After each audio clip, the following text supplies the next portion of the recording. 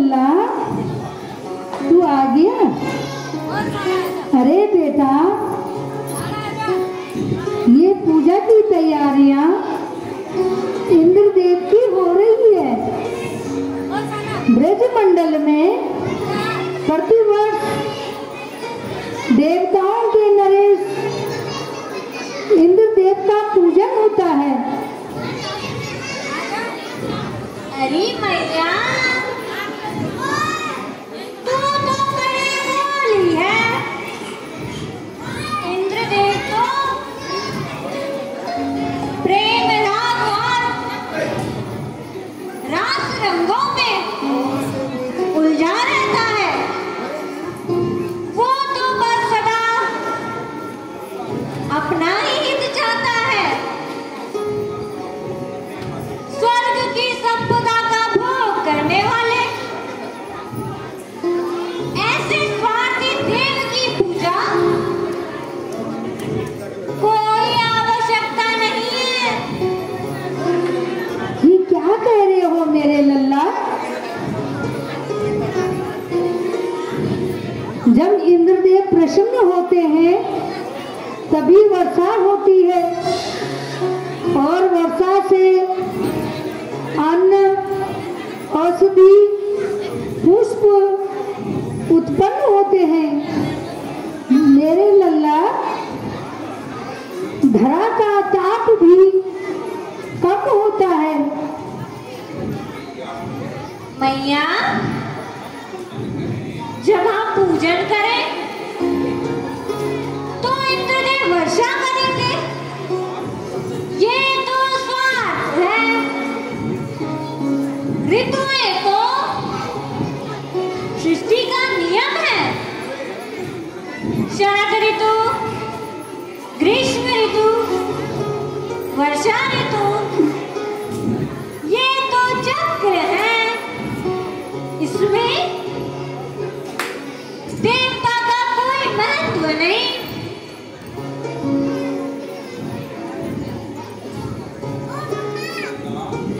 हे लल्ला, तू ही बता दे,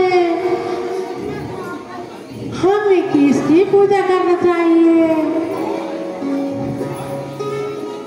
बाबा, प्राणी अपने कर्मानुसार जन्म लेता है और कर्मानुसार मृत्यु को प्राप्त होता है। सुख दुख, भय और मंगल और अमंगल, ये तो जीवन के प्राय हैं। कर्म अनुसार ही प्राणी को फल प्राप्त होता है। जब सृष्टि का हर एक चक्र कर्म अनुसार है, तो हमें इंद्र की क्या आवश्यकता है? बाबा, इस संसार की स्थिति, उत्पत्ति और अंत के कारण कर्मशः सत्वगुण, रजोगुण, तमोगुण है।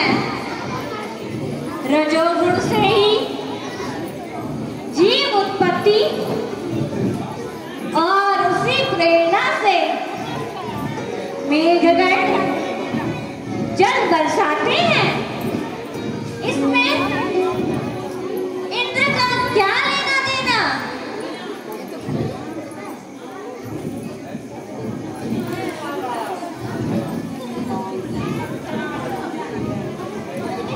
गुरुदेव को प्रणाम। प्रणाम गुरुदेव।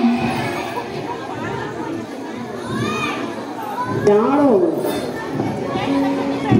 है मुनिवर, आप ही बताए, हम प्रक्रमा को तोड़कर इंद्र देवता का पूजन बंद कर दे। कान्हा यही चाहता है।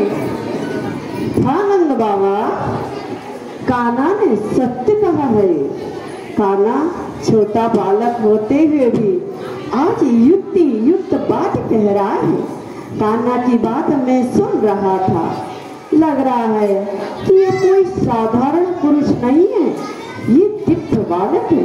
तभी तो ऐसी रहस्यमयी बातों का आज उजागर कर रहा है। मुझे लगता है कान्हा की बातों को समर्थ करना चाहिए और इंद्र की पूजा के बदले में गोवर्धन की पूजा का प्रारंभ होना चाहिए। हे मुनि श्रेष्ठ,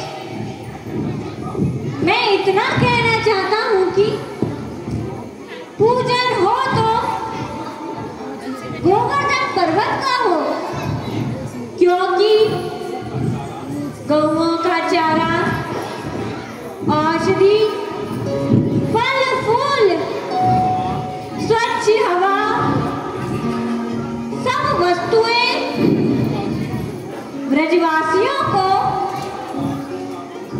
पर्वत राज से प्राप्त होती हैं। हाँ कन्हैया, तो हमें उनका ही सम्मान करना चाहिए। हे मुनि श्रेष्ठ, हर मनुष्य की जीविका अनुसार उसके कुल देवता भी भिन्न भिन्न हैं। हम ग्वालों की जीविका गाय का दूध, दही, माखन है।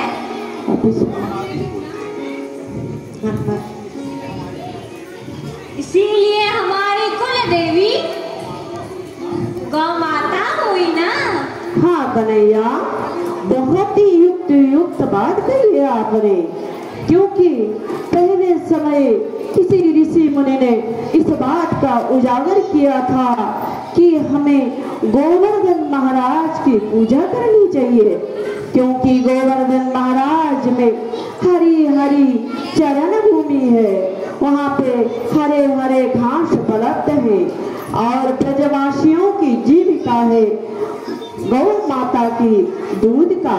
इसलिए हमें गौ माता की दूध की जीविका वाले ब्रजवासियों को गोवर्धन की पूजा करना ही श्रेष्ठ है।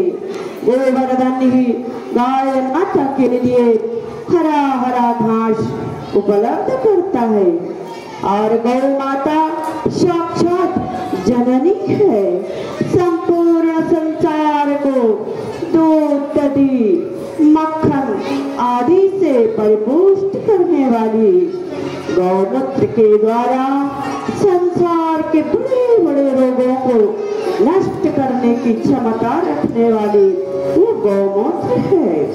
इसलिए हे कान्हा, आप दैव पुरुष लगते हो, इसलिए आज तुमने इस बात को उजागर किया है।